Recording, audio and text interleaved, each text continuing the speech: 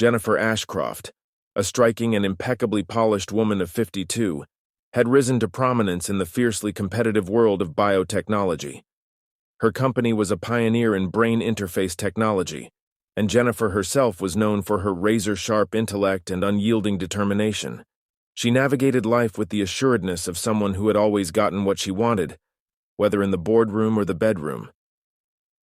Then there was Ryan Breslin, a 20-year-old with brooding good looks, who seemed an improbable match for the poised and polished Jennifer.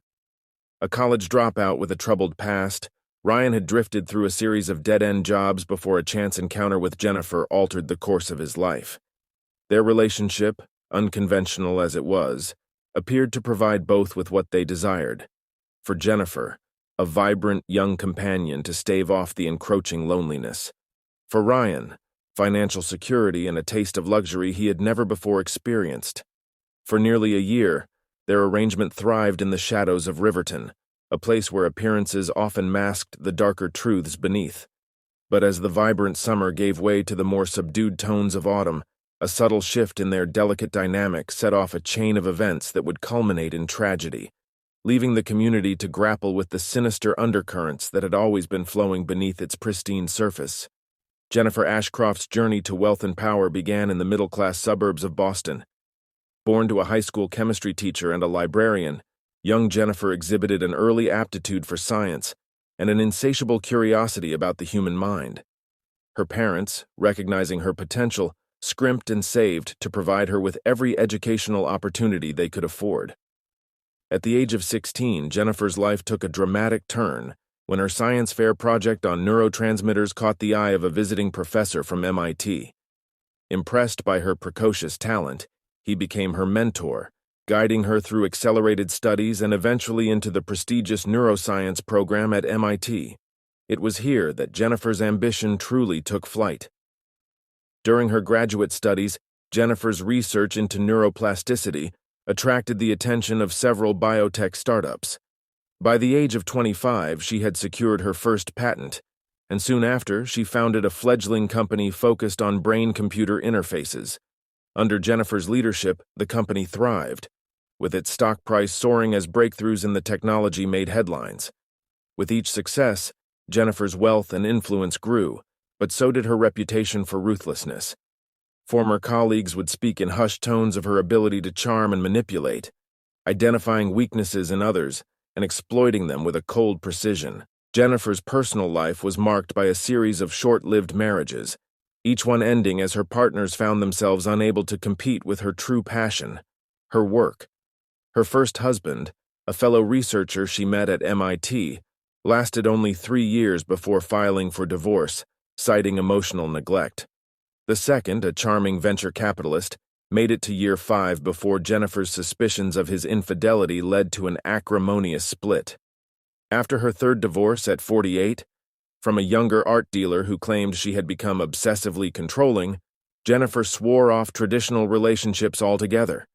Instead, she began to seek out the company of much younger men, drawn to their vitality and the uncomplicated nature of purely transactional arrangements. It was a lifestyle that suited her, allowing her to maintain control while satisfying her needs for companionship and physical intimacy. Yet, as Jennifer approached her 50s, a creeping sense of loneliness began to gnaw at her.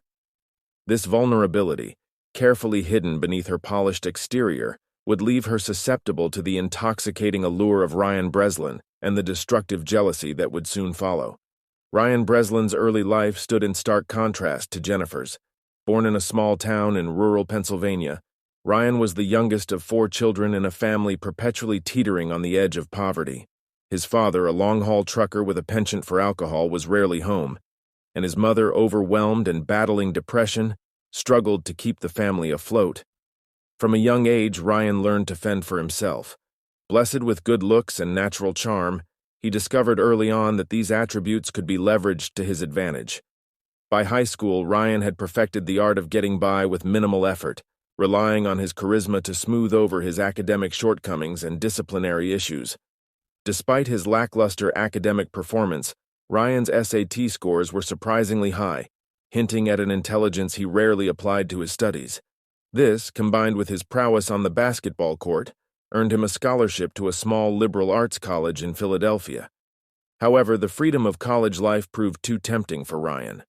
Away from the watchful eyes of his family and high school teachers, he fell in with a party crowd. His grades plummeted, and by the end of his freshman year, Ryan had lost his scholarship. Too ashamed to return home, he decided to stay in Philadelphia, bouncing between low-wage jobs and crashing on friends' couches. It was during this aimless period that Ryan's path intersected with Jennifer's. Working as a barista in an upscale cafe frequented by business executives, Ryan caught Jennifer's eye one rainy Tuesday morning.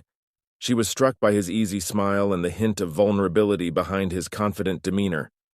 For Ryan, Jennifer represented everything he thought he wanted: sophistication, success, and the promise of a life far removed from his humble beginnings. Their initial flirtation quickly evolved into something more. Jennifer, intrigued by Ryan's raw potential and eager to shape him into her ideal companion, offered him a proposition. She would provide him with financial support and introduce him to her world of luxury and refinement in exchange for his exclusive companionship. Faced with mounting debts and dwindling prospects, the offer seemed too good to refuse. Seizing the opportunity, Jennifer invited Ryan as her guest to a prestigious gallery opening. Her tone made it clear that this was more than just a casual invitation. The event marked the beginning of Ryan's induction into Jennifer's world. She arrived at his shabby apartment with a tailored suit in hand, one that fit him perfectly. As they moved through the gallery, Jennifer expertly guided Ryan, whispering explanations about the art and introducing him to her social circle as her young protégé. For Ryan, the evening was intoxicating. He found himself easily slipping into the role of the charming, artistic young man, feeding off the approving glances and engaging in lively conversations with Jennifer's peers. As the night wore on, the attraction between them grew palpable, culminating in a passionate encounter back at Jennifer's penthouse. In the aftermath, as they lay together in the soft glow of the city lights, Jennifer laid out her proposition. She would provide Ryan with a generous monthly allowance, pay for his education if he chose to return to college, and introduce him to opportunities he could only dream of. In return, she expected his companionship, discretion, and exclusivity. Ryan, seeing a chance to reinvent himself and escape his directionless existence, agreed without hesitation. The following months were a whirlwind for Ryan. Jennifer moved him into the guest house on her sprawling estate, replacing his wardrobe with designer labels and introducing him to the finer things in life. She enrolled him in art appreciation classes, hired a personal trainer to hone his already impressive physique, and taught him the nuances of wine tasting and fine dining. Jennifer took immense pleasure in molding Ryan, viewing him as both a project and a prized possession. She reveled in the envious glances they received when they attended events together, proudly showing off her attractive young companion. For Ryan, the relationship offered security and excitement in equal measure. He threw himself into his new role with enthusiasm, eager to prove his worth and maintain the lifestyle to which he was quickly becoming accustomed. Their physical relationship was passionate and adventurous, with Jennifer introducing Ryan to experiences he had never imagined. She pushed his boundaries, always maintaining control, a dynamic that spilled over into other aspects of their relationship. As summer turned to fall, Jennifer and Ryan settled into a rhythm of lavish vacations, social events, and intimate evenings at home. To the outside world, they appeared to be an unconventional but happy couple. However, beneath the surface, the seeds of codependency and obsession were taking root, setting the stage for the turmoil that was to come. The delicate balance of Jennifer and Ryan's relationship began to shift with the arrival of Arya Thornton, a 20-year-old art history major at the local university. Arya entered their lives innocuously enough as a part-time docent at the Museum of Modern Art. Ryan first encountered Arya during one of his frequent visits to the museum, a habit encouraged by Jennifer to further his art education. Arya was leading a tour group, her passion for the artwork evident in her animated descriptions and insightful commentary. Ryan found himself drawn to her enthusiasm, so different from Jennifer's calculated appreciation of art as a status symbol. After the tour, Ryan approached Arya, engaging her in a discussion about the exhibition. Their conversation flowed easily, punctuated by shared laughter and a palpable sense of connection.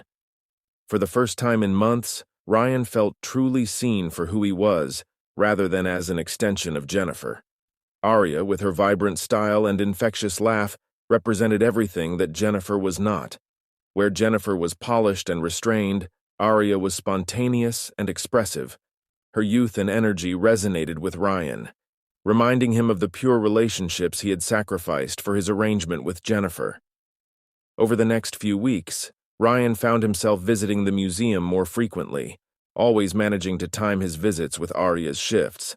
Their friendship blossomed quickly, bonding over shared interests in art, music, and philosophy. Arya introduced Ryan to her world of college parties, indie film screenings, and late-night discussions in 24-hour diners. For Ryan, these interactions with Arya and her friends were a breath of fresh air. He rediscovered parts of himself that had been suppressed in his relationship with Jennifer, including his own artistic aspirations. Arya encouraged him to pursue his interest in photography, even gifting him a vintage camera she had found at a flea market. As Ryan spent more time with Arya, he began to question the nature of his relationship with Jennifer. The stark contrast between the genuine connection he felt with Arya and the transactional nature of his arrangement with Jennifer became increasingly apparent. He found himself manufacturing excuses to spend time away from the estate, his thoughts constantly drifting to Arya. Unbeknownst to Ryan, his changing behavior and growing distraction had not gone unnoticed by Jennifer. Her keen instincts, honed by years of corporate maneuvering, sensed a shift in their dynamic. As Ryan pulled away, Jennifer's determination to maintain control over him only intensified, setting the stage for the conflict that would ultimately lead to tragedy.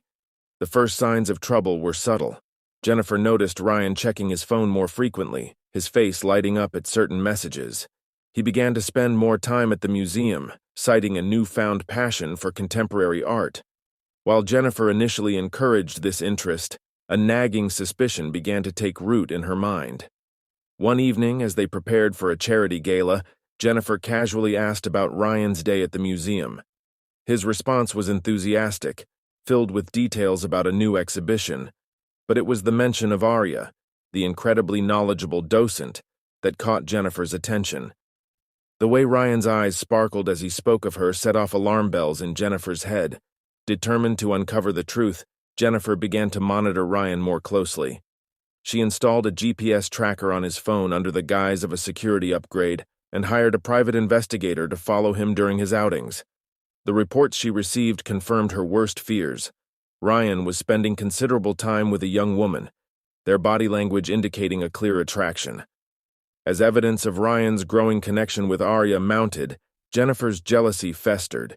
She oscillated between icy detachment and clingy desperation, her moods becoming increasingly unpredictable. One moment, she would shower Ryan with expensive gifts. The next, she would subject him to passive-aggressive comments and veiled threats. But Jennifer, in a final desperate act, grabbed Ryan's injured arm, yanking him back with surprising strength.